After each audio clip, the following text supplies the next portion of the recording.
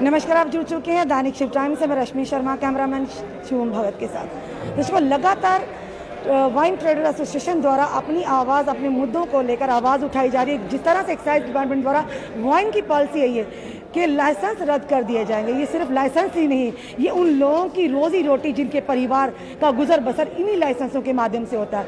इसी विषय में लगातार आवाज़ भी उठ रही है। क्या वो आवाज़ प्रशासन के कानों तक पहुंची भी? क्या उस पर कोई अमल दरामी होगी? इसी विषय में हमारे साथ बात करने जुट चुके हैं दिग्विजय सर। इनसे जानते आज प्रेस वार्ता भी की गई है, क्या कहना चाहेंगे सर? देखिए, आपको पता है पिछले एक महीने से जो ड्राफ्ट पॉलिसी पहले आई थी, और वही ड्राफ्ट पॉलिसी जो इन्होंने हूबहू इन्होंने ला दी है।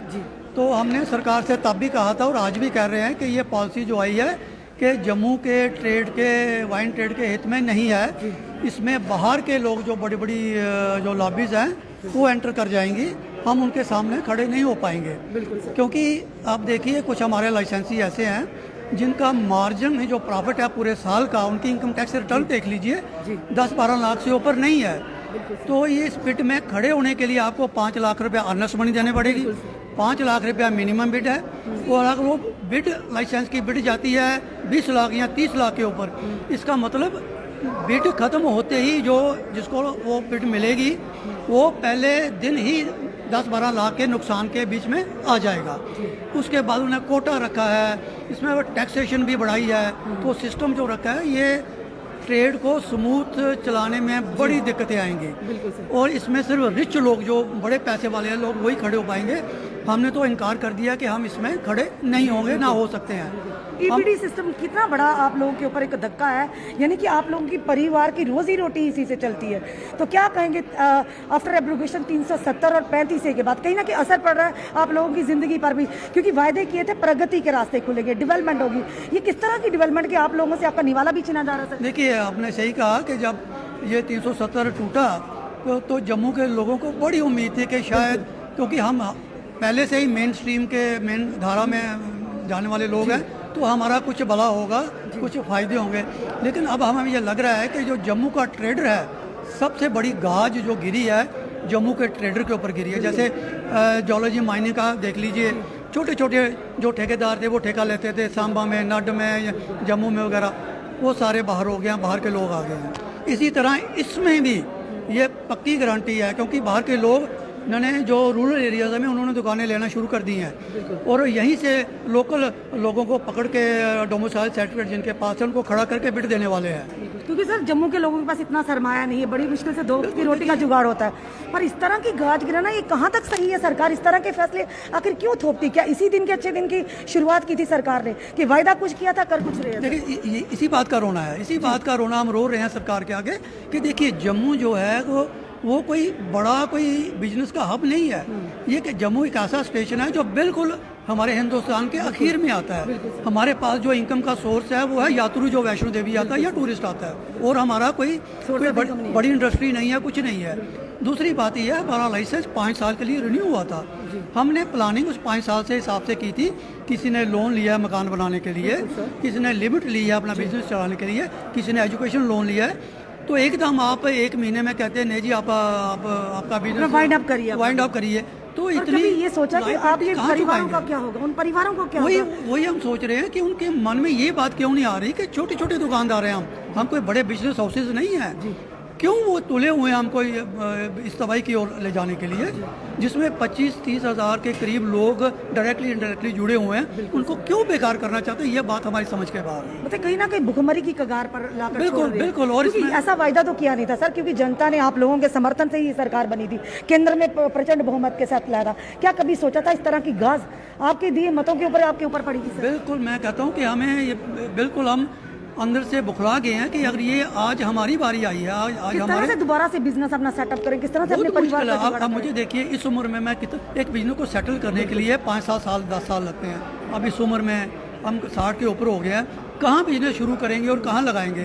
और ये नौजवान हमारे साथ खड़े हैं, देखिए, ये तो अब ओवर एज हो गए हैं। लाइसेंस मिला था कि आप लाइसेंस लेने के बाद कोई गवर्नमेंट जॉब के लिए अप्लाई नहीं कर सकते, तो अब ये लोग कहाँ जाएंगे? तो ये बहुत मुश्किल है। हमें लग रहा है कि हमें तबाह करने की पूरी तैयारी गवर्नमेंट ने कर ली है। यहाँ के लेफ्टिनेंट गवर्नर और यहाँ की एडमिनिस्ट्रेशन और सरकार से क्या मैसेज देना? हम यही कहना चाहते हैं कि आपसे मिले हैं गवर्नर साहब, आपसे मिले हैं तो हमारी बात सुनिए, हमारे बात के ऊपर विचार कीजिए, जो आपके इशू आपके सामने रखे उसका विचार कीजिए, इसका हल कीजिए और हमें बेरोजगार होने से बचा लीजिए। चलिए, धन्यवाद सर। चलिए हमारे साथ यूथ यंग ट्रेडर्स यूनियन से भी बात करते हैं। जी सर, आपका नाम? अभिषेक जी, आप क्या कहना चाहेंगे? आप यूथ हैं। जी कहते हैं जिस तरह से एब्रोगेशन हुआ था 370-35 का, आप लोगों के, हमारे जम्मू की जनता के माध्यम से, युवाओं के माध्यम से बीजेपी सरकार को मत देकर वो प्रचंड बहुमत के साथ केंद्र में आई। पर क्या कभी आपने सोचा था, जिस तरह से वायदा किया गया था आप लोगों के साथ, हमारे खासकर जम्मू कश्मीर की जनता से, प्रगति के रास्ते होंगे, डेवलपमेंट खुलेगी, इंडस्ट्री आएगी, पर कभी सोचा था कि आपके मुंह से ही निवाला छीनने की कोशिश की जाएगी? मैम, मैं सबसे पहले आपका शुक्रिया अदा करना चाहता हूँ कि आपके माध्यम से ही कहना चाहता हूँ कि before article 370 Jammu division same था, कश्मीर भी सेम था, लद्दाख भी सेम था, एक्साइज पॉलिसी एक जैसी बनती थी। But after the abrogation of article 370 JNK UT की पॉलिसी अलग बनाई जाती है, JNK यूटी की पॉलिसी अलग बनाई जाती है, लद्दाख की अलग बनाई जाती है। बट वहाँ पे 5 साल के लिए लाइसेंस रिन्यू कर दिए गए हमारे यहाँ पे अलग पॉलिसी आ जाती है। मैं कहता हूँ इतना फ्रॉड चल रहा है। यूटी बन गया तो फिर एक जैसे रूल्स एंड रेगुलेशंस होने चाहिए। ऑब्वियसली बिकॉज पहले स्टेट थी, JNK जम्मू डिवीजन सेम थी, कश्मीर डिवीजन सेम थी, लद्दाख डिवीजन सेम थी। 2018 में जब हमारे लाइसेंस 5 साल के रिन्यू किए गए तब तो तीनों डिवीजन का सेम रूल था। But after the application of article 370 मुझे यही चीज़ समझ नहीं आती कि जब हमने तीनों के अलग अलग रूल्स कैसे हो सकते हैं। वहाँ पे आपने 5 साल के लिए लाइसेंस रिन्यू कर दिए गए, यहाँ हमारे अब हमें कह रहे हैं ई-ऑक्शन करो। और मैं आपसे सबसे बात, जम्मू के लोग बेवकूफ बनाए, जम्मू को यूज एंड थ्रू पॉलिसी कर रही है कि नहीं, लेबोरेटरी टेस्टिंग लेबोरेटरी। मैम, हमें इतनी उम्मीद थी कि मैं मोदी की फैमिली से हूँ, मैं मोदी की फैमिली से हूँ, मुझे इतना इतना ट्रस्ट था कि ये डेवलपमेंट करेंगी, एम्प्लॉयमेंट जनरेट करेगी। बट जो लोग 30 साल we are serving the revenue of the state from the last 30 years, हम रेवेन्यू जनरेट करके दे रहे हैं। मुझे इस समझ नहीं आ रही, हमारे लाइसेंस 5 साल के लिए रिन्यू किए गए थे। इससे सबसे बड़ी बात है कि 50,000 फैमिलीज जुड़ी हुई हैं, उनकी रोजी रोटी का क्या? वो गवर्नमेंट सोचेगी, वो रिहेबिलिटेट करे, हमें दे देगी गवर्नमेंट नौकरी हर फैमिली। ना घर के रहे ना घाट के, ना वही कहते हैं ना, जो ना घर के ना, आपकी वाली बात बिल्कुल सही है। बट मुझे ये चीज़ समझ नहीं आ रही है कि जो माफिया सिस्टम आ रहा है, जो ई-ऑक्शन करके, देखो ई-ऑक्शन में कौन बैठेगा? नॉर्मल मिडिल क्लास नहीं बैठेगा। जैसे हमारे बड़े संपत्ति वाले, बिल्कुल बड़े बिग हाउसेज हो जाएंगे, करोड़पति लोग अरबपति बैठेंगे। हम जैसे हम नॉर्मल फैमिली से हैं। बिकॉज मैं एक वायदा, एक ऐसा ट्रेड है, लीकर ट्रेड एक JNK में, जो 99% गवर्नमेंट रेगुलेट करती है, एक्साइज डिपार्टमेंट रेगुलेट करता है। और हमें समझ नहीं आ रहा है कि बाकी स्टेट्स, यूपी हो गया, पंजाब हो गया, हिमाचल हो गया, पुडुचेरी हो गया, गोवा हो गया, बॉम्बे हो गया, जहाँ पे रिन्यूअल सिस्टम अडॉप्ट किया जा रहा है।